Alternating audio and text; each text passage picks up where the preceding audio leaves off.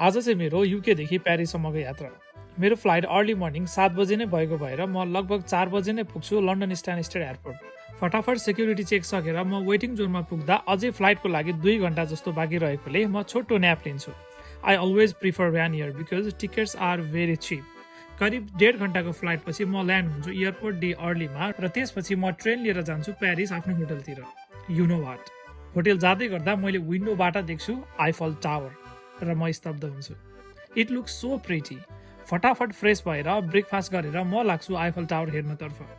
मेरो सानैदेखिको आइफल टावर हेर्ने सपना आज मेरो आँखा अघि छ। विश्वास नै लागेको छैन। करिब 2 घण्टा जस्तो त्यहाँ बसेर फोटो भिडियो खिचेर म लाग्छु विश्वकै ठुलो आर्ट म्युजियम लुभ्रे म्युजियम, जसमा फेमस मोनालिसा पेन्टिङ छ। यो म्युजियम यति विशाल छ कि त्यहाँ पुरा घुम्न करिब 1 हप्ता नै लाग्छ। यो फेमस ग्लास पिरामिडको त कुरै नगरौँ, अति सुन्दर। मौसम चिसो थियो, भोक पनि लागिरहेको भएर म पुगेँ Korean restaurant to have some hot noodles and soup. र नेक्स्ट डे बेलुका म निस्कन्छु आइफल टावरको लाइट्स एन्ड नाइट भ्यू हेर्नलाई।